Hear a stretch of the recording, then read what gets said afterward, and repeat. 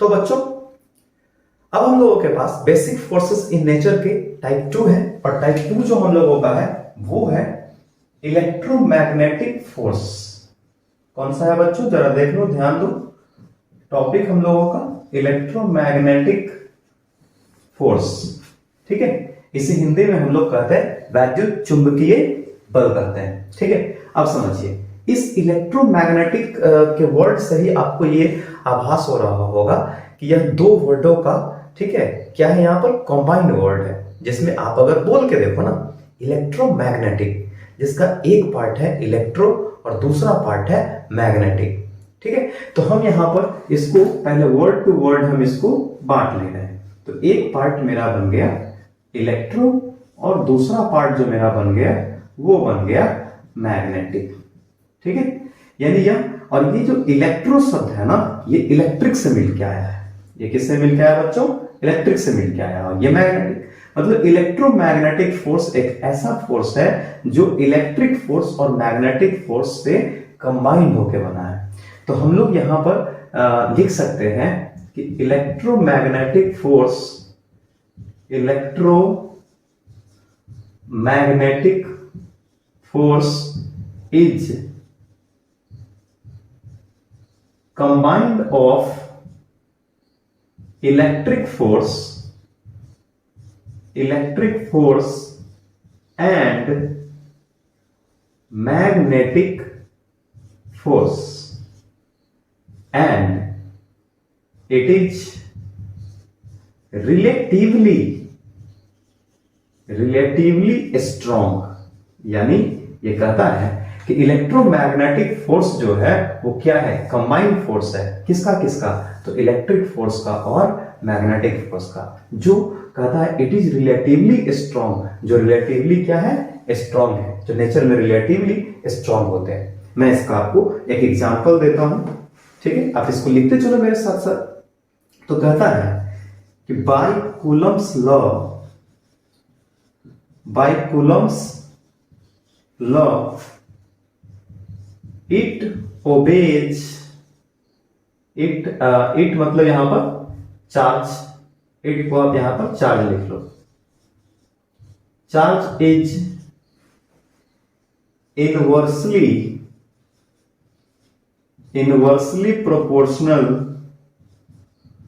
proportional to the square of the distance between them and proportional to magnitude of charge।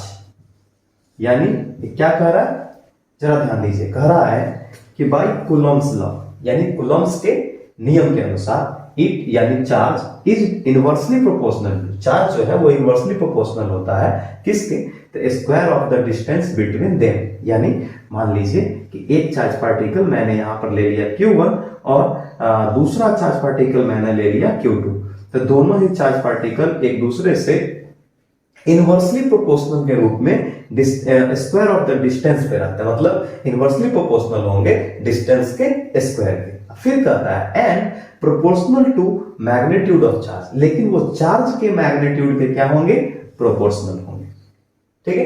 मैं जरा ऊपर आप इसको लिख लिए हुए, आप इसको पहले लिखिए और मैं इसको थोड़ा सा इरेज करता हूं, ऊपर मैं आपको मिटाता हूं ताकि मैं इसको समझा सकूं, ठीक है।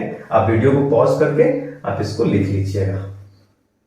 चलिए यहां पर पहले ये देखिए, तो इसका मतलब ये फोर्स, यानी जब हम लोग चलेंगे 12 में, तो 12 में जो फर्स्ट नंबर चैप्टर है हम लोगों का इलेक्ट्रिक चार्जेस एंड फील्ड, उसमें हम लोग पढ़ेंगे F is equal to K Q1 Q2 upon R square. एक ये कूलम्स लॉ आएगा, उस लॉ में हम लोग पढ़ेंगे। तो कहता है वेयर F क्या है, तो बच्चों F जो है वो कूलोम्बियन फोर्स है। F क्या है, कूलोम्बियन फोर्स है। K क्या है, तो K जो है वो कूलम्स कांस्टेंट है। K क्या है बच्चों, कूलम्स कांस्टेंट है, और इसकी जो वैल्यू होती है वो होती है 9 into 10⁹ newton metre square upon coulomb square. ठीक है, फिर कहता है Q1 इंटू Q2 क्या है, तो ये प्रोडक्ट ऑफ चार्ज है। क्या है बच्चों, ये प्रोडक्ट ऑफ चार्ज है। फिर कहता है कि ये आर स्क्वायर क्या है, तो ये R square square of the distance between them, और देम का मतलब चार्जेस, यानी दोनों चार्जेस के बीच की ये क्या है, डिस्टेंस है। ठीक है, इसके बारे में हम लोग बात कर ली। चलिए इसके बारे में और कुछ जानते हैं हम लोग। पहले आप इतना लिख लीजिए, फिर हम लोग आगे बढ़ते हैं। मैं इसको इरेज कर दे रहा हूं। ठीक है, आप वीडियो को पॉज कर लेना और इसको लिख लेना। तो चलिए अब हम इसके प्रॉपर्टीज के बारे में जानते हैं। तो प्रॉपर्टीज नंबर फर्स्ट कहता है कि इट इज अट्रैक्टिव और repulsive in nature, full stop. It is because electric charge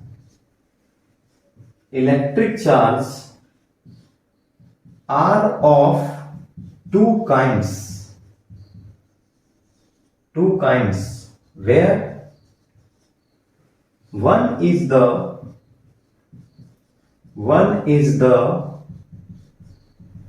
positive charge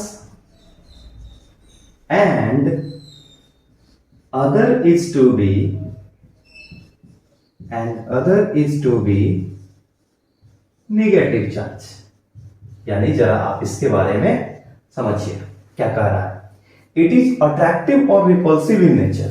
यह नेचर में जो होते हैं ना, ये अट्रैक्टिव भी होते हैं और रिपल्सिव भी होते हैं। ठीक है, जरा मैं आपको ये बता दूं कि ये अट्रैक्टिव क्या होता है और रिपल्सिव क्या होता है। तो सुनिए, नेचर ऑफ चार्जेस कितने होते हैं, तो एक पॉजिटिव चार्ज होता है।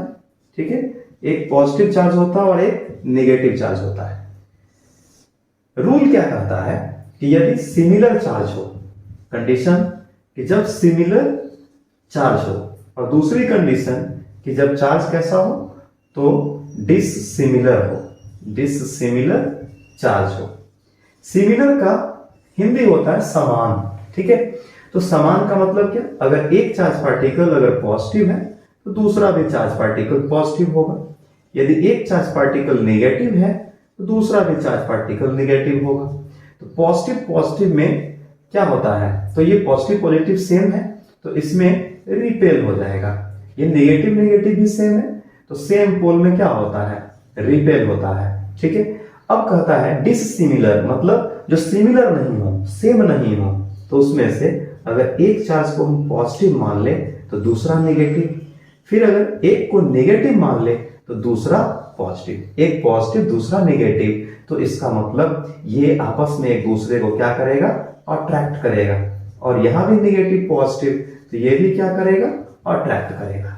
ठीक है, अब समझिए, रिपेल वर्ड से बना रिपल्सिव, रिपेल वर्ड से क्या बना, रिपल्सिव, और अट्रैक्ट वर्ड से बना अट्रैक्टिव। यानी जब दो चार्ज अनसेम नेचर के होंगे, यानी एक पॉजिटिव और एक नेगेटिव होंगे, ठीक है, तो वहां अट्रैक्शन होगा, और जहां दोनों चार्ज पॉजिटिव होंगे, ठीक है, तो वहां पर रिपल्सन होगा।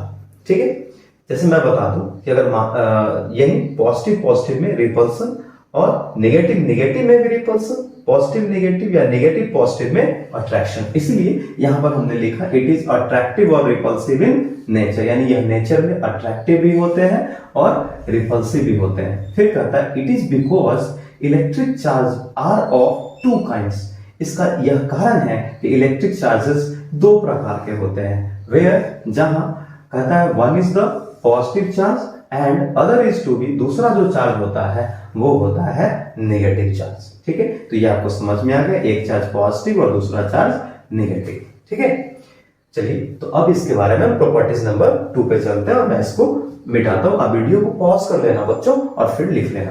ठीक है, वीडियो लंबा हो रहा है इसका मतलब ये नहीं समझिएगा कि सर बहुत लंबा वीडियो हो रहा है। लंबा वीडियो होगा तभी तो एक्सप्लेनेशन सही से होगा ना। अब समझिए properties number 2. It is a central force in nature. यह नेचर में कैसे फोर्स होते हैं? तो सेंट्रल फोर्स होते हैं, सेंटर की ओर लगने वाले फोर्स को सेंट्रल फोर्स कहते हैं. तीसरा, it is line adjoining force. Fourth number, it is long range force. इसका रेंज जो होता है बहुत ज्यादा होता है. Fifth number, it is conservative force in nature. यह नेचर में कंजर्वेटिव फोर्स होते हैं यानी संरक्षित बल होते हैं. 6 नंबर, ठीक है. 6 नंबर कहता है it is stronger, it is थोड़ा सा लाइन और बढ़े, it is 10 to the power 36 times stronger than the gravitational force. यानी यह ग्रेविटेशनल फोर्स के तुलना में 10 to the power 36 times strong होता है. ठीक है, अब पहले इसको नोट करिए, फिर मैं आगे बढ़ता हूं.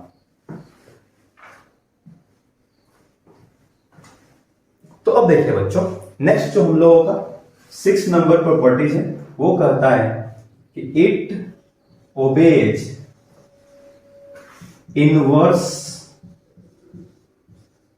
Square law. क्यों कहता है ऐसा? तो मैंने जस्ट तो आपको थोड़ा देर पहले बताया है कि F इज इक्वल टू के Q1 Q2 upon are square. और किसी भी इक्वेशन में अगर कांस्टेंट टर्म आ जाए, जैसे ये कूलम्स कांस्टेंट है, ये के क्या है? कूलम्स कांस्टेंट है. तो ये जो कूलम्स कांस्टेंट है, ये तो इसकी वैल्यू भी मैंने आपको बताया है कि कूलम्स कांस्टेंट की value 9 into 10 to the power 9. तो ये तो कांस्टेंट वैल्यू है और यूनिट इसका होता है newton metre square upon coulomb square. जब भी आप चार्ज अगर लोगे तो वो भी तो कांस्टेंट लोगे. तो डिपेंड कर रहा है ये किस पर? डिस्टेंस पर. तो अब इसको अगर प्रोपोर्शनल के साइन में लिखना है तो कांस्टेंट को हटाना होगा, रिमूव करना होगा. तो क्या बच जाएगा? 1/r square. इसी को तो कह रहे हैं, जब यह आर स्क्वायर बाई में आ गया तो यह साइन इनवर्स का काम करेगा और यह ऊपर चला जाए तो प्रोपोर्शनल डायरेक्टली हो जाएगा. तो इनवर्सली प्रोपोर्शनल है किसके? तो आर स्क्वायर के. इसको इंग्लिश में क्या कहेंगे? Square of the distance. तो वही कह रहा है कि इनवर्स स्क्वायर लॉ मतलब इनवर्सली प्रोपोर्शनल स्क्वायर लॉ हो गया, ये बन गया. इसी को तो कह रहा है. अगला एक नोट लिखिए आप. कह रहा है कि ए स्टैटिक चार्ज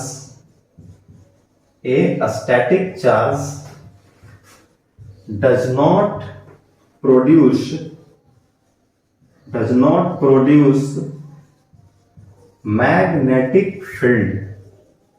यानी ये कह रहा है कि ए स्टैटिक चार्ज का मतलब होता है कि वैसा चार्ज जो रेस्ट में हो. स्टैटिक का मतलब होता है कि रेस्ट में हो. तो आपको लगा सर चार्ज भी कहीं रेस्ट में हुआ है? केमिस्ट्री वाले सर तो बताया हुआ है कि कभी भी इलेक्ट्रॉन रेस्ट में नहीं होता है. वो प्रोटॉन के लिए हमेशा ही न्यूक्लियस के अराउंड हमेशा ही वो रिवॉल्व होते रहता है, चक्कर काटते रहता है. तो फिर आपने कैसे कर दिया कि चार्ज रेस्ट में होगा? ठीक है, चार्ज बच्चों, ठीक है, पहले तो मैं आपको बता दूं कि इलेक्ट्रॉन से सबसे छोटे पार्टिकल नहीं, इलेक्ट्रॉन से भी छोटा पार्टिकल है क्वार्क. हम लोग 12 में पढ़ेंगे कि quark has charge less than the electron. यानी क्वार्क जो है वो इलेक्ट्रॉन के तुलना में चार्जलेस है, बहुत कम चार्ज है उसके पास. ठीक है, इन 3 क्वार्क मिलेंगे ना तो 1 इलेक्ट्रॉन का निर्माण होता है. तो इसका मतलब इलेक्ट्रॉन से भी तो छोटा चार्ज पार्टिकल है. तो उसके रूप में यानी फिजिक्स कहता है कि इंस्टेंट टाइम के लिए मतलब वेरी शॉर्ट टाइम इंटरवल के लिए चार्ज को रेस्ट में माना जा सकता है. जब हमको कैपेसिटर यानी कंडेंसर वगैरह जब पढ़ने होते हैं तो वहां पर थोड़ा सा स्टैटिक चार्ज का खेल चला आता है. तो वहां पर इसलिए हम लोगों को फिजिक्स में पढ़ना होता है. अदरवाइज इलेक्ट्रॉन्स के लिए तो सही केस है कि इलेक्ट्रॉन्स हमेशा ही न्यूक्लियस के चारों ओर हमेशा रिवॉल्यूशन में रहता है, रिवॉल्व करते रहता है, उसके अराउंड अपना चक्कर काटते रहता है. ठीक है, वो रेस्ट में नहीं होता. लेकिन फिजिक्स में वेरी शॉर्ट टाइम इंटरवल बहुत ही कम समय के लिए, ठीक है, उसको रेस्ट में माना जाता है. तो वही कह रहा है कि a static charge does not produce magnetic field, कभी भी static charge particle magnetic field produce नहीं करता है। ठीक है, तो आप इसको नोट डाउन करिए, आगे हम इसके प्रॉपर्टीज आगे हम इसके एग्जांपल्स पे चलते हैं। तो अब आ जाइए बच्चों, हम लोग इसके एग्जांपल्स पे बात करते हैं कि इलेक्ट्रोमैग्नेटिक इंडक्शन का एग्जांपल्स क्या है। तो एग्जांपल्स नंबर 1 कहता है कि इन एटम्स, यानी एटम्स में द इलेक्ट्रॉन्स आर बाउंड, यानी एटम्स में इलेक्ट्रॉन्स को बांध कर रखने वाला कौन है, तो बाय द इलेक्ट्रोमैग्नेटिक फोर्स। यही वह फोर्स है जिसके द्वारा हम लोग किसी भी एटम्स में इलेक्ट्रॉन्स को बाउंड करके रखते हैं, इसको बंधन में बना के रखते हैं on them due to protons, protons के कारण से। ठीक है, अब चलिए इसके एग्जांपल नंबर 2 पे कहता है atoms combines to form molecules, atoms आपस में मिल के मॉलिक्यूल्स का फॉर्म तैयार करता है ड्यू टू, किसके कारण से, तो इलेक्ट्रोमैग्नेटिक फोर्स के कारण से। ठीक है, तो अब हम लोग का ये रहा। चलिए अब हम लोग इस पर पहले हम लोग कुछ क्वेश्चंस करते हैं, न्यूमेरिकल्स करते हैं, और उसके आगे हम लोग फिर टाइप्स ऑफ फोर्सेस के third number strong nuclear force और देन वीक न्यूक्लियर फोर्स पे हम लोग बातें करेंगे। तो बच्चों अब हम लोगों के पास है बेसिक फोर्सेस इन नेचर के टाइप्स 3, और टाइप्स 3 जो हम लोगों का है वो है strong nuclear force, strong nuclear force. चलिए इसके बारे में हम लोग बात करते हैं। कहता है कि it is one of the basic force comma which is active only inside the nucleus, यानी कहता है कि it is one of the basic force in nature, यहां पे एक वर्ड लगा लीजिए इन नेचर और इसके बाद comma, it is one of the basic force in nature, यानी यह नेचर में एक बेसिक फोर्स ही है विच इज एक्टिव, जो एक्टिव होता है मतलब सक्रिय होता है, ओनली केवल inside the nucleus, only nucleus के अंदर में ही ये एक्टिव होगा, अदरवाइज ये एक्टिव नहीं होगा। तो जरा देखिए, अब मैं इसके बारे में थोड़ा बातें कर लूं। ठीक है, तो एक तो आपने जान लिया कि यह फोर्स जो है वो सिर्फ और सिर्फ कहां पे एक्टिव होना है, तो न्यूक्लियस के अंदर में एक्टिव होना है। ठीक है, मैं बात कर रहा हूं कि of all the forces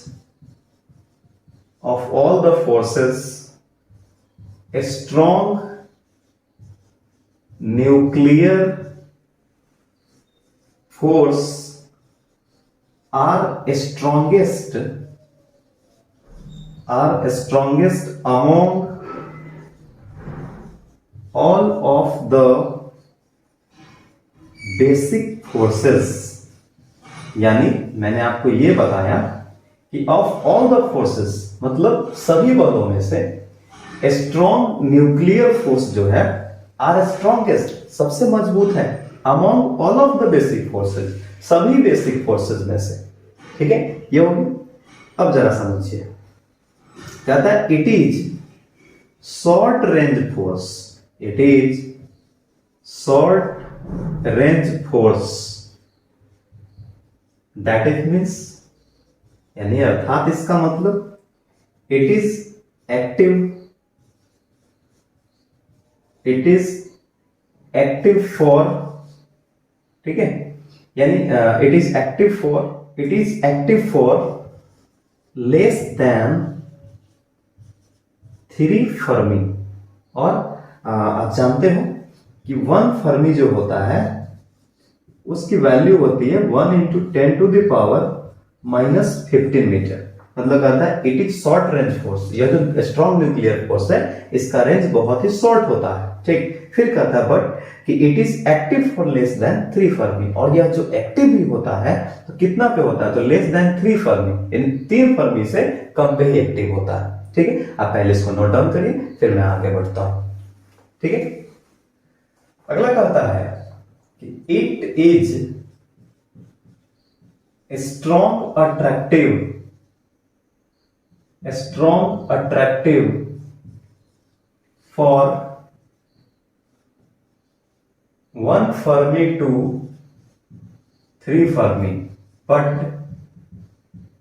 it is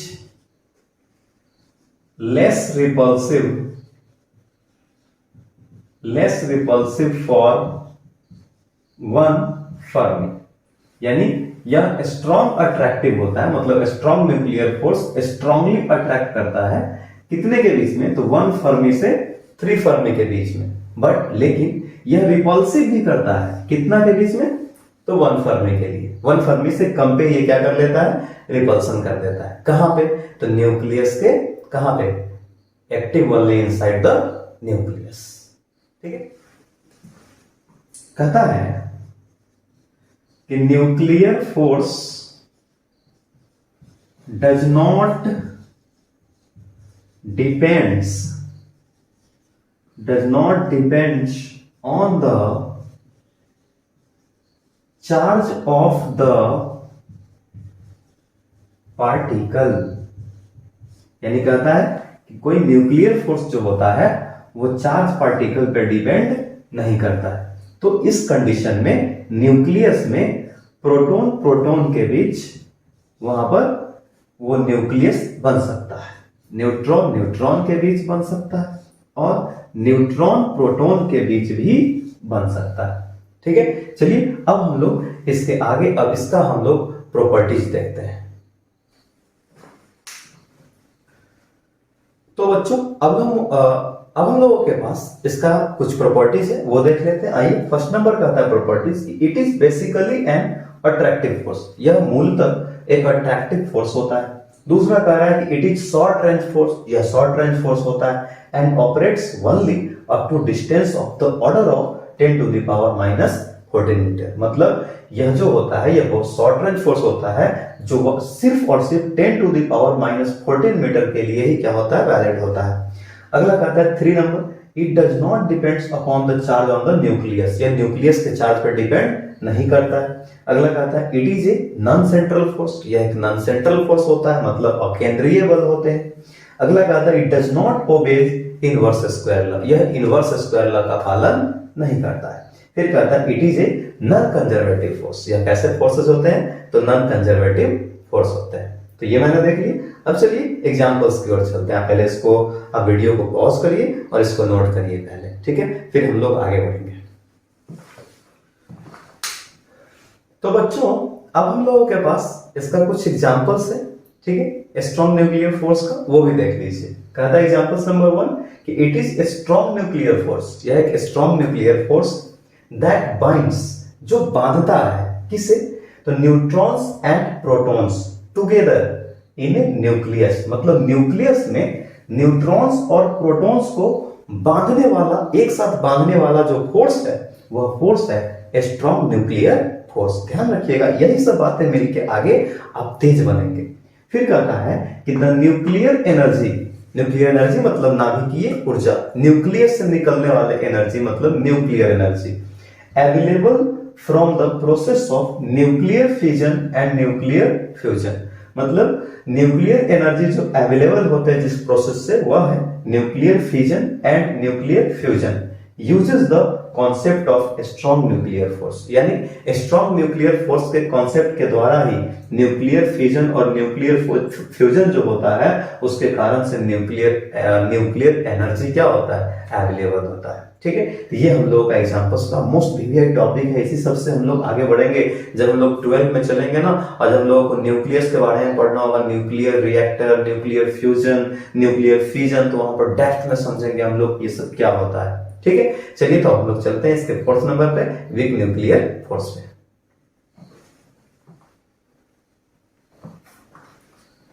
तो बच्चों 4th वन जो हम लोगों का बेसिक फोर्सेस इन नेचर के जो सबसे लास्ट टाइप्स हैं वो है वीक न्यूक्लियर फोर्स। तो आप हेडिंग लगाओ मेरे साथ 4th नंबर और लिखो वीक न्यूक्लियर फोर्स। कहता है, इसका डेफिनेशन समझिए, पहले हम लिखते हैं week nuclear force, week nuclear force is weaker than a strong nuclear force,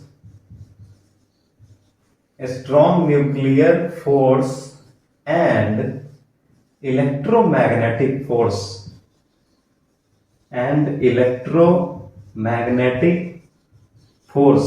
but it is stronger than the gravitational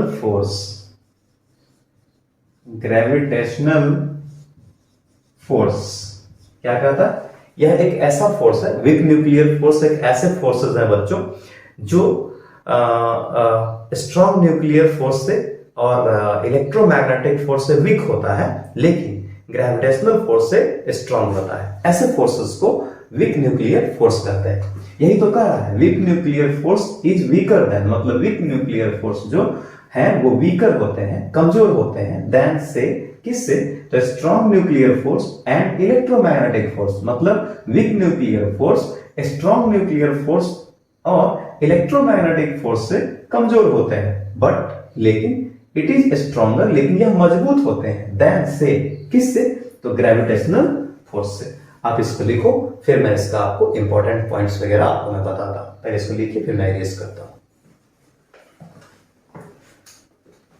तो बच्चों जरा आप इसका कुछ पॉइंट देख लीजिए वीक न्यूक्लियर फोर्स का।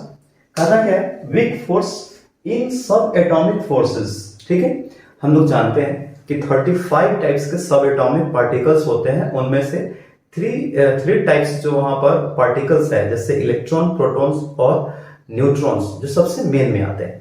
तो उसी में से सब एटॉमिक पार्टिकल्स हैं। ठीक है, यानी जो बच्चों 35 डिफरेंट टाइप्स के सब एटॉमिक पार्टिकल्स होते हैं, उनमें से 3 जो है, जैसे इलेक्ट्रॉन, प्रोटॉन और न्यूट्रॉन। ठीक है, जो 3 मेन पार्टिकल्स हैं। ठीक, तो सब एटॉमिक पार्टिकल्स की बात हो रही है। आपको डेप्थ में फिजिकल केमिस्ट्री और हम फिजिक्स में भी 12 में बताएंगे। अब इतना समझिए कि कह रहा है वीक फोर्स इन सब एटॉमिक फोर्स, यानी सब एटॉमिक फोर्स में जो वीक फोर्स होता है। फिर कह रहा है and involve in following physical process, कुछ फिजिकल प्रोसेस है जिसमें सब एटॉमिक फोर्सेस के रूप में कुछ पार्टिकल आपस में मिलकर के फोर्स बना रहे हैं। जैसे ठीक है, बीटा निगेटिव को बनाना है, बीटा माइनस को बनाना है, तो यहां पर आपका ये फॉर्मेशन को क्या करना हो? क्रिएट करना हो। बीटा पॉजिटिव बनाना है, तो ये वाला फॉर्मेशन। ठीक है, P प्लस प्लस इलेक्ट्रॉन का माइनस अगर बनाना है तो ये formation.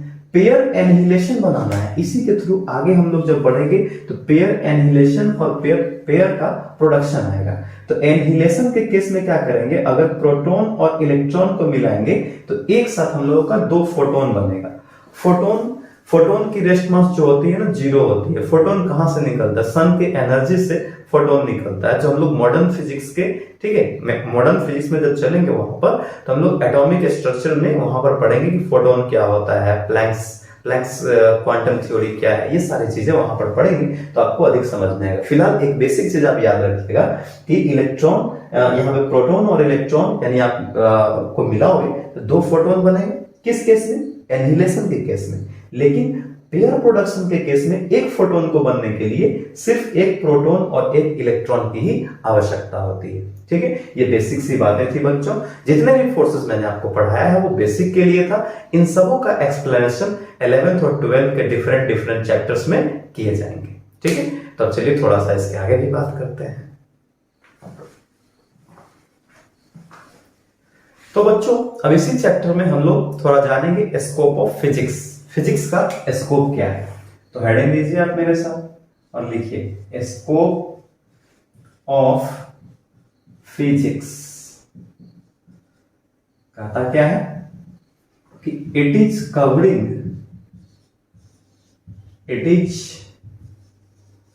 Covering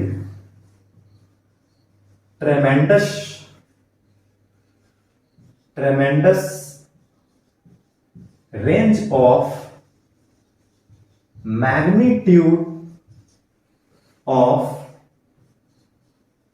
physical quantity in engineering and medical area, कहता है it is covering ट्रेमेंडस range of magnitude of physical quantities in engineering and medical area. मतलब इसका मतलब समझिए, इट इज कवरिंग मतलब एक फिजिक्स का जो स्कोप है ना उसका एक ट्रेमेंडस रेंज है, ठीक। किसके केस में? तो magnitude of physical quantity in engineering and medical area, मतलब इंजीनियरिंग और मेडिकल एरिया के सेक्टर में इसका एक ट्रेमेंडस रेंज है। मतलब अगर आप मान लो कि इंजीनियरिंग सेक्टर में अगर जाना चाहते हो तो यहां पर आपके पास आ जाएगा जी में, और इसी में हम लोग का आ जाएगा एडवांस। और मेडिकल एरिया में जाना चाहते हो तो आपके पास ऑप्शन है क्या, नीट में जाओ।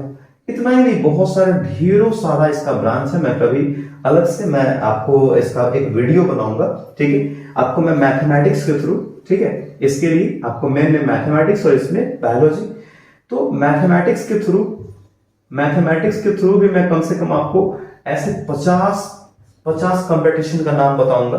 एक दो नहीं, सिर्फ ये नहीं कि जीमेल एडवांस ही होते, बहुत सारे होते हैं, मैं उन सबों का नाम बताऊंगा, आप उन सब का भी एग्जाम देना। और नीट के थ्रू भी मैं आपको, यानी बायोलॉजी वाले स्टूडेंट को भी मैं कम से कम 50 प्लस ही आपको यहाँ पर मैं सेक्टर बताऊंगा, जो आपको बहुत सारे टीचर तो बताते ही नहीं। तो मैं आपको ये बताऊंगा, सिर्फ यही नहीं कि नीट ही होता है, लेकिन ये बहुत अच्छा है। अगर आप बायोलॉजी के स्टूडेंट हो तो आपके लिए होना चाहिए कि आई लव नीट। अगर आप मैथमेटिक्स के स्टूडेंट हो तो आपके लिए होना चाहिए आई लव जी मेन या फिर एडवांस। और तो आपको लगे सर तो इसका न्यूमेरिकल कैसे करेंगे, मैं कराऊंगा आपको पूरा का पूरा न्यूमेरिकल और इसी यूट्यूब चैनल पे, ठीक। तो आप इसको ध्यान में रखें। और चलिए थोड़ा इसके आगे भी अब बात करते हैं, पहले आप इसको नोट डाउन करिए।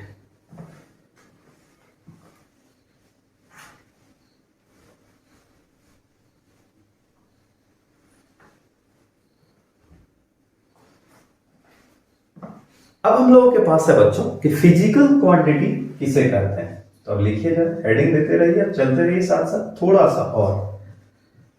फिजिकल क्वांटिटी कहता है कि the quantity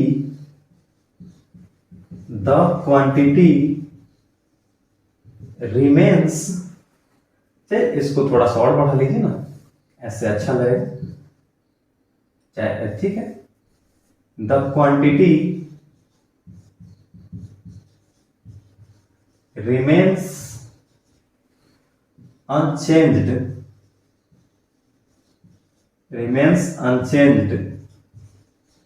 is called physical quantity। यानी कहता है कि द क्वांटिटी मतलब वह राशि, ठीक है, रिमेन्स अनचेंज्ड जो नहीं बदलता है, जो अपरिवर्तित रहता है, इज कॉल्ड कहलाता है, क्या कहलाता है, फिजिकल क्वांटिटी कहलाता है, ठीक है।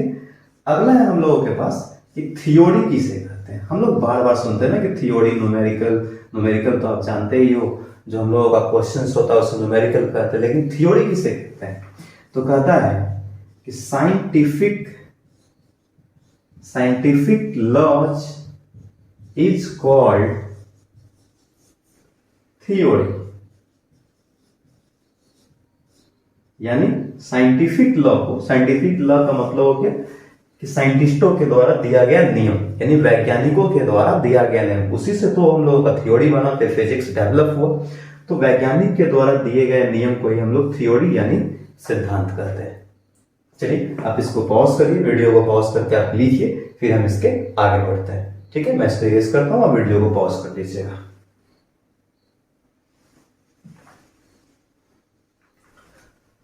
अब बच्चों हम लोगों के पास अब कहता है कि फिजिक्स जो है उन्हें दो भागों में बांट दिया गया, एक मॉडर्न फिजिक्स और एक क्लासिकल फिजिक्स, ठीक है।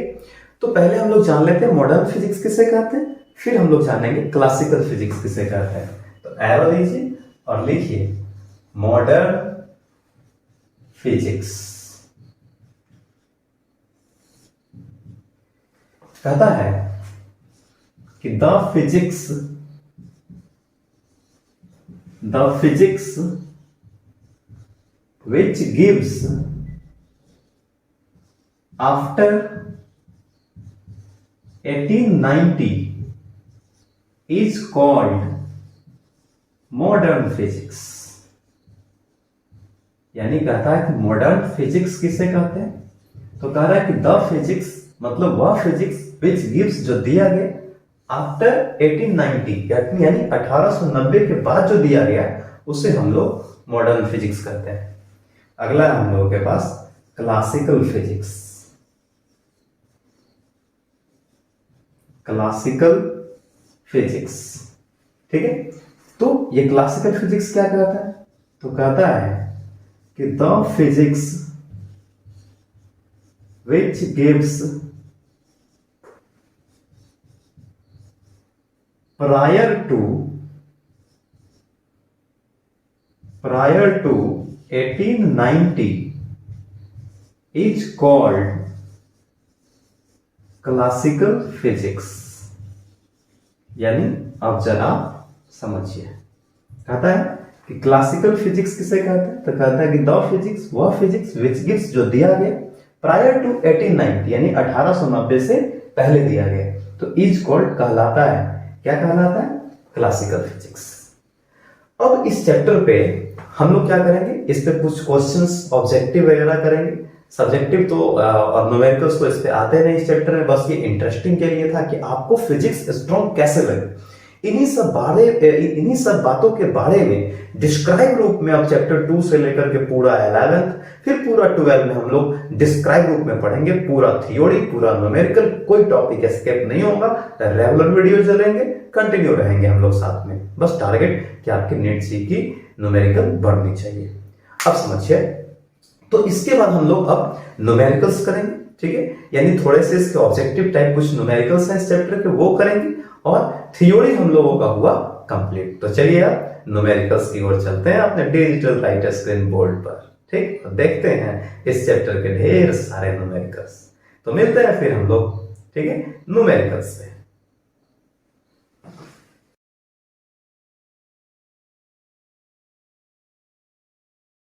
तो बच्चों अब हम लोग इस व्हाट इज फिजिक्स के टॉपिक पे कुछ ऑब्जेक्टिव क्वेश्चन देख लेते हैं कि कैसे कैसे क्वेश्चंस हम लोगों के सामने आएंगे। हम लोगों ने जो थियोरेटिकल पोर्शन पढ़ा है अब उसका हम लोग कुछ न्यूमेरिकल पोर्शंस कर लेते हैं, ठीक है। तो कहता है हम लोगों का टॉपिक क्या हम लोगों ने पढ़ा है अभी वीडियो लेक्चर में, हम लोगों ने पढ़ा कि व्हाट इज फिजिक्स, और जिसके अकॉर्डिंग क्वेश्चन नंबर फर्स्ट है हम लोगों का, और कहता है physics involves the study of, यानी फिजिक्स जो है वो शामिल होता है किस चीज में, तो द स्टडी ऑफ, इसके अकॉर्डिंग यानी फिजिक्स के अकॉर्डिंग हम लोग किस चीज का स्टडी करते हैं, क्या प्लांट्स का स्टडी करते हैं, नहीं, फिजिक्स में प्लांट्स की स्टडी नहीं होती। ह्यूमंस के बारे में करते हैं, नहीं, ये तो बायोलॉजी में हो जाएगा। क्या बर्ड्स एंड एनिमल्स के बारे में करते हैं, तो नहीं, ये भी नहीं होगा। किस चीज के बारे में करते हैं, तो नेचर एंड नेचुरल फेनोमेनॉन, और हमने आपको डेफिनेशन में पढ़ाया भी था कि to study of systematic knowledge about nature and natural phenomenon is called physics, यानी ऑप्शन 1 का जो करेक्ट आंसर हो जाएगा वो डी हो जाएगा। तो आप मेरे साथ साथ इसका आंसर लिख लो, और इसका आंसर हो गया आपके सामने option number D. Option number D is the correct answer.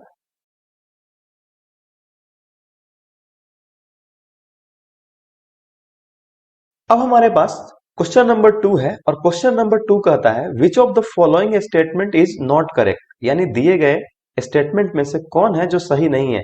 तो ऑप्शन ए कहता है physics is the study of nature and natural phenomena, ठीक है, ये तो करेक्ट स्टेटमेंट है। फिजिक्स के अकॉर्डिंग हम लोग क्या करते हैं, नेचर एंड नेचुरल फेनोमेना का स्टडी करते हैं, लेकिन हमको क्या चुनना है, तो नॉट करेक्ट वाला ऑप्शन चुनना है। तो ऑप्शन ए तो करेक्ट है, तो इसके अकॉर्डिंग तो ये सही नहीं हुआ। बी नंबर ऑप्शन कहता है physics and technology are not related to each other, भाई फिजिक्स है तो टेक्नोलॉजी है, तो आपने गलत कहा है, not related to each other, यानी ये दोनों रिलेटेड है लेकिन आप नॉट लगा दिए। और यहाँ पे क्या कहता है, जो स्टेटमेंट करेक्ट नहीं है उसे आप चुनिए। तो ऑप्शन बी इसका करेक्ट आंसर हो जाएगा, ठीक है, ऑप्शन बी इसका क्या हो जाएगा, करेक्ट आंसर हो जाएगा। यानी आप यहाँ पर मेरे साथ साथ इसका आंसर भी लिखते चलो, इसका आंसर हो जाएगा बी। ऐसे ही क्वेश्चंस निकलते ही हैं फिजिकल वर्ल्ड के, ठीक है। चलिए अब हम लोग क्वेश्चन नंबर 3 पे चलते हैं, ठीक है बच्चों, आ जाइए। अब क्वेश्चन नंबर 3 क्या कहता है, क्वेश्चन नंबर 3 कहता है विच of the following is not a branch of physics, यानी यहाँ पे कहता है निम्नलिखित में से कौन सा है जो फिजिक्स का ब्रांच नहीं है। तो मैकेनिक्स तो फिजिक्स का ब्रांच है, ऑप्टिक्स भी फिजिक्स का ब्रांच है, साइटोजेनेटिक्स फिजिक्स का ब्रांच नहीं है, इलेक्ट्रोडायनामिक्स फिजिक्स का ब्रांच है। तो इसका मतलब हमारा जो आंसर हो जाएगा वह आंसर हो जाएगा D. D option is the correct answer. तो चलिए अब क्वेश्चन नंबर 4 की ओर चलते हैं। लेकिन 4 से पहले हम लोगों का टॉपिक है scope and excitement of physics, यानी कहता है फिजिक्स का स्कोप क्या है और उसका एक्साइटमेंट क्या है। ठीक है, तो चलिए अब इसके लिए हम लोग अब क्वेश्चंस देख लेते हैं। कहता है कि the range of masses we study in physics is, मतलब कहता है कि फिजिक्स के स्टडी के लिए मास का रेंज कौन सा सही है। तो बच्चों इसका आंसर हो जाएगा इसका सी। क्या हो जाएगा इसका आंसर? तो इसका आंसर हो जाएगा option number C is the correct answer.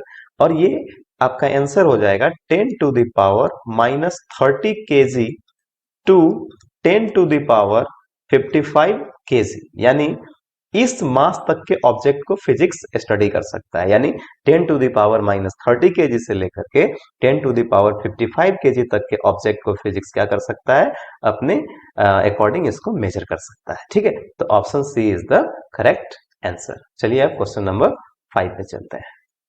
Question number 5 जो हम लोगों के पास है वो कहता है classical physics is applicable to. Classical physics जो है वो किसके लिए एप्लीकेबल है? तो बच्चों मैं आपको बता दूं क्लासिकल फिजिक्स मैक्रोस्कोपिक वर्ल्ड के लिए एप्लीकेबल है। तो इसका आंसर जो आपके सामने हो जाएगा वो हो जाएगा आंसर बी। और इसका क्या होगा? तो मैक्रोस्कोपिक वर्ल्ड। ये क्वेश्चंस आप कर लें, ये objective type questions interview type questions में आते रहते हैं। यही छोटे छोटे क्वेश्चंस किसी इंटरव्यू में, वाइवा में ये सब पूछे जाते हैं। ठीक है, अब आ जाइए क्वेश्चन नंबर 6 पे। क्वेश्चन नंबर 6 हम लोगों के सामने क्या कहता है वो जरा देख लीजिए। क्वेश्चन नंबर 6 कहता है कि classical physics does not include subjects like option A mechanics, option B light, option C heat, option D elementary particles. यानी इसका आंसर हो जाएगा आंसर डी। यानी क्लासिकल फिजिक्स जो है वो क्लासिकल फिजिक्स ठीक एलिमेंट्री चार्ज पार्टिकल को इंक्लूड नहीं करता, इसीलिए हमारा आंसर हो जाएगा एलिमेंट्री पार्टिकल्स। क्या हो जाएगा इसका आंसर? Elementary particles. ठीक है, तो चलिए अब क्वेश्चन नंबर 7 पे चलते हैं। तो बच्चों अब हम लोगों के पास है क्वेश्चन नंबर 7 जो फिजिक्स, टेक्नोलॉजी एंड सोसाइटी पे बेस्ड क्वेश्चन है। ठीक है, और क्वेश्चन नंबर 7 कहता है कि विच of the following statements is correct, यानी दिए गए स्टेटमेंट्स में से कौन सा स्टेटमेंट है जो करेक्ट स्टेटमेंट है। ठीक है, तो हमारे पास ऑप्शन नंबर ए कहता है कि Newton belongs to UK who discover law of gravitation. हाँ, न्यूटन साहब यूके से बिलोंग करते हैं जिन्होंने लॉ ऑफ ग्रेविटेशन दिया था, यह स्टेटमेंट करेक्ट है। दूसरा कहता है Einstein belong to England who discovered law of photoelectric. नहीं, ये गलत ऑप्शन है। ऑप्शन सी कहता है John Bardeen belong to France who discovered transistor. ये भी गलत ऑप्शन है। अगला कहता है W K Roentgen belong to Holland who discovered X ray. ये बात तो सही है कि इन्होंने एक्सरे का खोज किया है, लेकिन ये हॉलैंड से बिलोंग नहीं करते, इसीलिए इसका करेक्ट आंसर जो हम लोगों के सामने आ गया वो आंसर आ गया A option is the correct answer. चलिए क्वेश्चन नंबर 8 पे चलते हैं। क्वेश्चन नंबर 8 कहता है विच of the following statement is correct, यानी दिए गए स्टेटमेंट में से कौन सा स्टेटमेंट करेक्ट है। तो ऑप्शन ए कहता है aeroplane is based on Newton's law of motion and steam engine on Bernoulli's theorem. नहीं, ये गलत स्टेटमेंट है।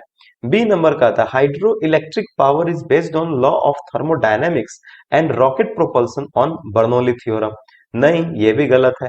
सी नंबर कहता है computers are based on digital logic electronic circuit. हाँ, मैं आपको 12 के ठीक है सेमीकंडक्टर चैप्टर्स के बाद जो आता है सेमीकंडक्टर चैप्टर में चलेंगे तो उसी में हम लोगों को लॉजिक गेट एक पढ़ना है।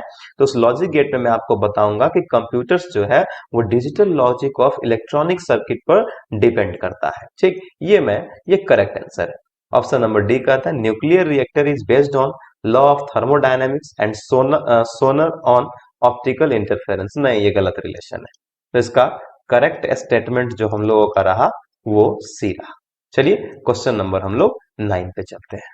अब हमारे पास है क्वेश्चन नंबर 9 और क्वेश्चन नंबर 9 कहता है who was the first to introduce the concept of anti particle theoretically, यानी इन दिए गए साइंटिस्टों में से कौन है जिन्होंने सबसे पहले एंटी पार्टिकल थ्योरेटिकली यानी थ्योरेटिकली रूप में एंटी पार्टिकल का कॉन्सेप्ट दिया था। तो बच्चों नेल्स बोर नहीं है, अर्नस्ट रदरफोर्ड नहीं है, अल्बर्ट आइंस्टाइन ने भी एंटी पार्टिकल थ्योरेटिकली रूप में एंटी पार्टिकल कॉन्सेप्ट को नहीं दिया है। ये पॉल डायरेक साहब है ना जिन्होंने थ्योरेटिकली एंटी पार्टिकल के कॉन्सेप्ट को दिया है। तो बच्चों मैं इसका आंसर लिख सकता हूं आंसर नंबर डी, जिसका आंसर होगा पॉल डायरेक। चलिए क्वेश्चन नंबर 10 पे चलते हैं। 10 नंबर क्वेश्चन कहता है बच्चों sir C V Raman got Nobel prize in physics for, यानी फिजिक्स में नोबेल प्राइज पाया किसने? सर सीवी रमन ने।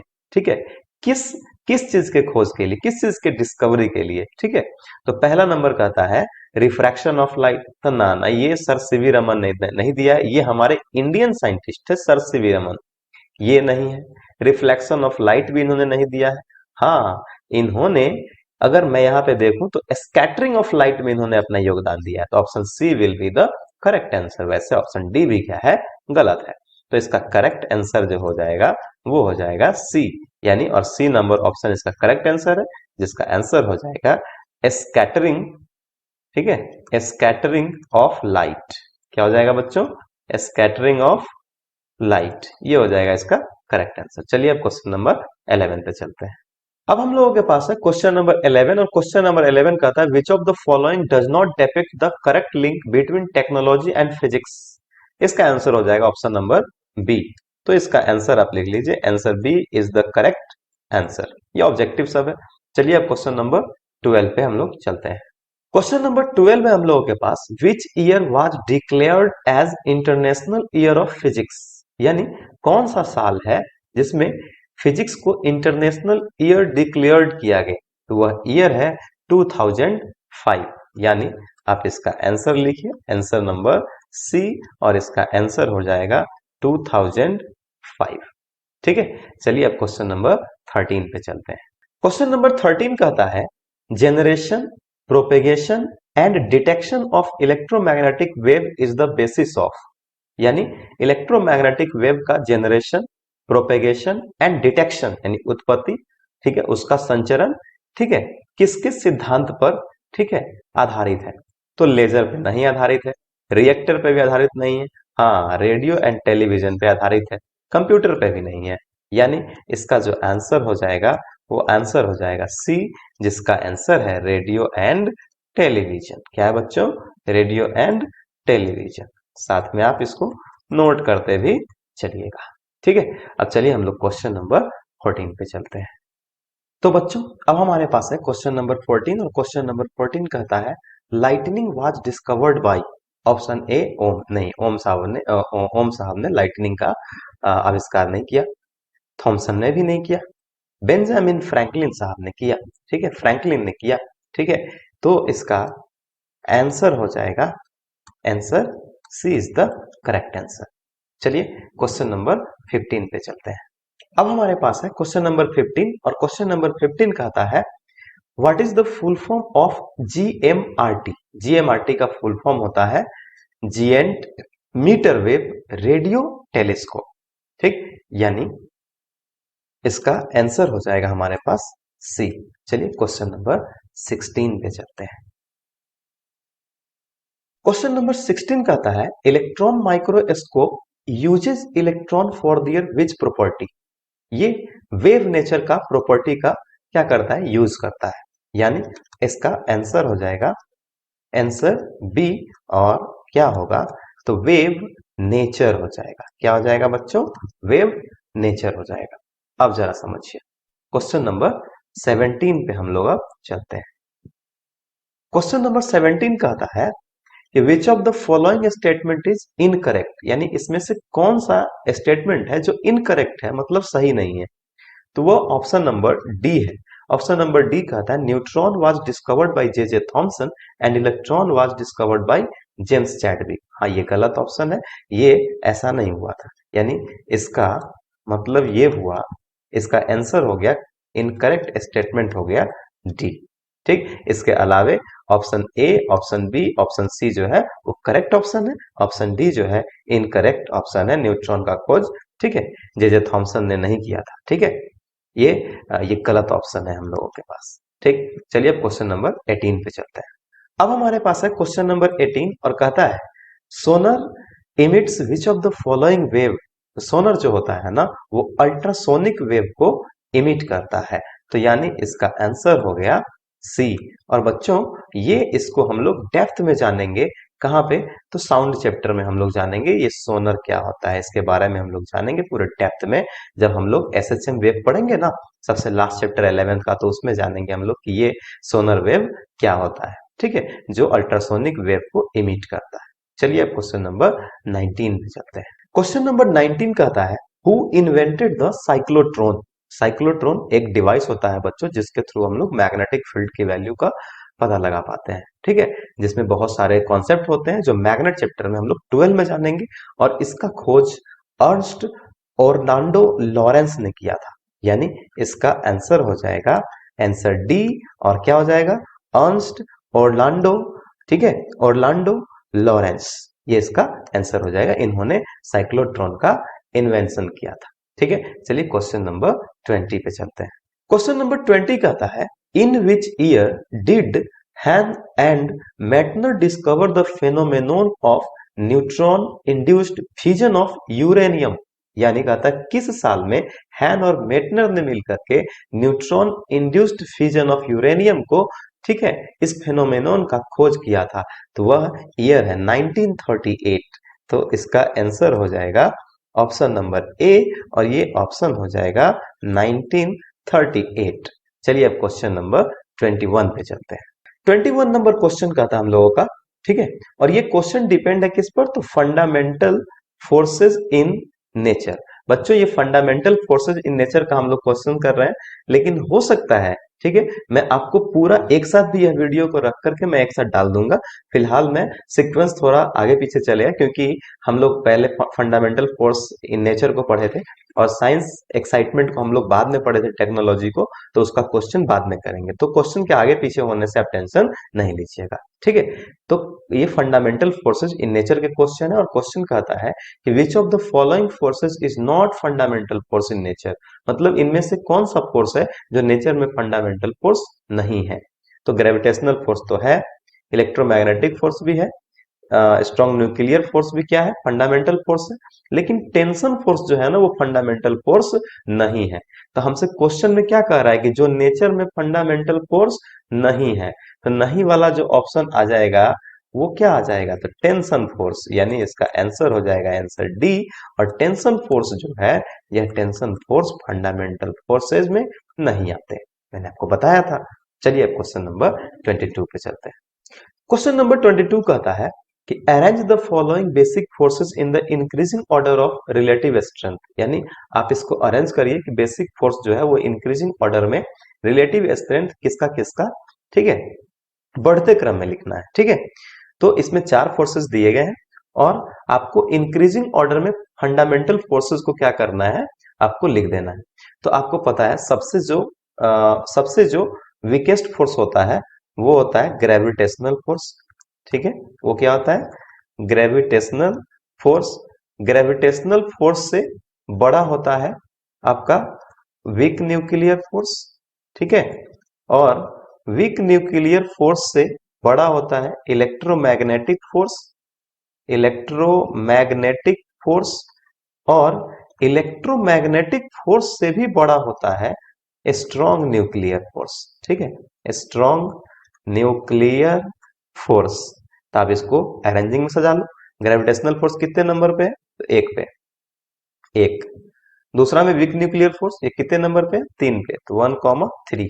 फिर इलेक्ट्रोमैग्नेटिक फोर्स किस पे है, 2 पे, तो फिर यहां पर लगा लो 2। और फिर कौन, स्ट्रॉन्ग न्यूक्लियर फोर्स, तो फिर से लगा लो 4। ठीक, ये 4th नंबर पे है। तो 1, 3, 2, 4, इसमें कौन है, 1, 1, 3, 2, 4, यानी 1, 3, 2, 4 इसका करेक्ट आंसर हो जाएगा। ठीक है। तो आप इसको ऑप्शन का मिसमैच है यहाँ पे थोड़ा, आप इसको क्या करना 1 3 और 2 4 यहाँ पे ऑप्शन में करके इसका आंसर कर देना। ठीक है, 1 3 2 4। ठीक है, अब चलिए ये इसका आंसर हो गया। तो बच्चों इस क्वेश्चन में ना ये ऑप्शन जो है वो गलत है, चारों के चारों ऑप्शन गलत है। तो इस केस में ये सही ऑप्शन है करेक्ट स्टेटमेंट। आप कॉपी में इसी स्टेटमेंट को लिख लेना 1 3 2 4, या फिर इसको आप कट कर लेना, इस ऑप्शन को बना लेना 1 3 2 4, तो ये हो जाएगा करेक्ट आंसर। चलिए अब क्वेश्चन नंबर 23 पे चलते हैं। क्वेश्चन नंबर 23 कहता है what is the range of the gravitational force. तो ग्रेविटेशनल फोर्स की रेंज क्या होती है, बहुत लॉन्ग रेंज फोर्स होता है, मतलब इनफाइनाइट। तो इसका आंसर मारिए सी, यही तो मैंने आपको पढ़ाया हुआ था। चलिए अब क्वेश्चन नंबर 24 पे चलते हैं। 24 नंबर क्वेश्चन कहता है कि force of friction and tension in a string are, क्या हो जाएगा, तो इलेक्ट्रोमैग्नेटिक फोर्स। इसका आंसर लिखिए, answer B is the correct answer. आ जाइए क्वेश्चन नंबर 25 पे। क्वेश्चन नंबर 25 कहता है pick out the correct statement about the strong nuclear force from the following. ठीक है, स्टेटमेंट फर्स्ट है इट इज चार्ज इंडिपेंडेंट। ठीक, स्टेटमेंट 2 है it is the strongest force in nature. Statement 3 है it is range its range is very large. Statement 4 है it is responsible for the stability of nuclei. ठीक है, option C is the correct answer हो जाएगा इसका। Correct statement चुनने हैं, statement 1 statement 2 और स्टेटमेंट 4 जो है, ठीक है, ये करेक्ट आंसर है। ठीक है, चलिए हम लोग जानते हैं ना कि स्ट्रॉन्ग न्यूक्लियर फोर्स का जो रेंज होता है वो ज्यादा नहीं होता है। ठीक है, इसीलिए स्टेटमेंट 3 जो है ये इनकरेक्ट आंसर है। तो हम लोगों का आंसर जो हो जाएगा वो हो जाएगा सी। चलिए अब क्वेश्चन नंबर 26 पे चलते हैं। 26 नंबर क्वेश्चन कहता है कि inverse square law of distance is followed by. Inverse square law किस किस को फॉलो करता है, तो बच्चों ग्रेविटेशनल फोर्स को ही फॉलो करता है। कैसे, तो फोर्स का फॉर्मूला हो जाता है, ठीक है, जी m1 m2 by are square. तो ये भी किसके प्रोपोर्शनल में काम कर जाएगा, तो 1 बाई आर स्क्वायर के। यही कहता है इनवर्स स्क्वायर लॉ। तो देखो इनवर्स का साइन, ठीक है, ये वाला इनवर्स का साइन क्या है, इनवर्स के साइन में square of the distance, square लगा दी। और इलेक्ट्रोमैग्नेटिक फोर्स में कोलम्बियन फोर्स के बारे में हम जान लेते हैं, हम लोग एग्जाम्पल में लिखे थे के Q1 Q2 by are square. इसको भी अगर आप इनवर्सली प्रोपोर्शनल के रूप में लिखोगे तो 1 बाई आर स्क्वायर, मैं आपको थ्योरी में बताया हुआ था। तो इसका मतलब ये दोनों का दोनों लॉ जो है वो इनवर्स स्क्वायर लॉ को फॉलो करते हैं। तो इसका मतलब ऑप्शन सी जो है ये करेक्ट आंसर हो जाएगा। तो इसका आप आंसर लिख लीजिए ऑप्शन नंबर सी। तो चलिए अब क्वेश्चन नंबर 27 पे चलते हैं। अब हमारे पास क्वेश्चन है 27 और टॉपिक है नेचर ऑफ फिजिकल लॉ। और क्वेश्चन कहता है विच of the following relation is correct, यानी दिए गए निम्नलिखित में से कौन सा रिलेशन है जो करेक्ट ऑप्शन है। तो E is equal to MC तो करेक्ट नहीं है, लेकिन E is equal to MC square ये करेक्ट है। ठीक है, तो आप बचपन से ये इक्वेशन पढ़े हो, फेमस इक्वेशन है ये आइंस्टाइन का, नहीं, तो option number B is the correct answer. ठीक है, चलिए हम लोग क्वेश्चन नंबर 28 पे चलते हैं। आ जाइए क्वेश्चन नंबर 28 है मेरे सामने। क्वेश्चन नंबर 28 कहता है विच of the following statement is not correct regarding conservation law, यानी कंजर्वेशन लॉ के संबंधित इनमें से कौन सा स्टेटमेंट है जो सही नहीं है। तो बच्चों ऑप्शन नंबर बी जो है कहता है conservation law do not have a deep connection with symmetries of nature.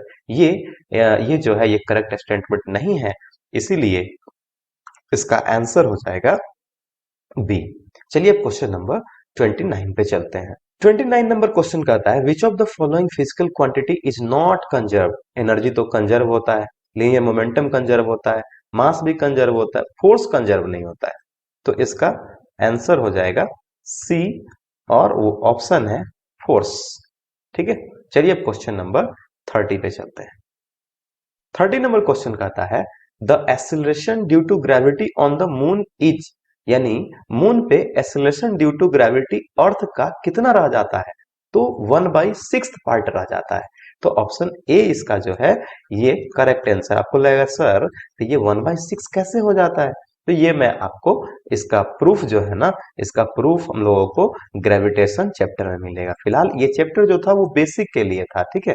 ये ग्रेविटेशन चैप्टर में आपको इसका प्रूफ मिलेगा। फिलहाल ये हम लोगों का बेसिक चैप्टर था, ठीक है। बेसिक के लिए इतनी जानकारी काफी, क्योंकि इसी से आगे इंटरेस्टेड टॉपिक आगे बढ़ना है, ठीक है। तो चलिए अब मिलेंगे हम लोग चैप्टर नंबर किसमें, 2 यूनिट एंड डायमेंशन।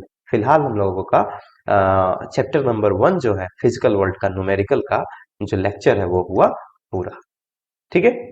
चलिए बात करेंगे हम लोग चैप्टर 2 पे।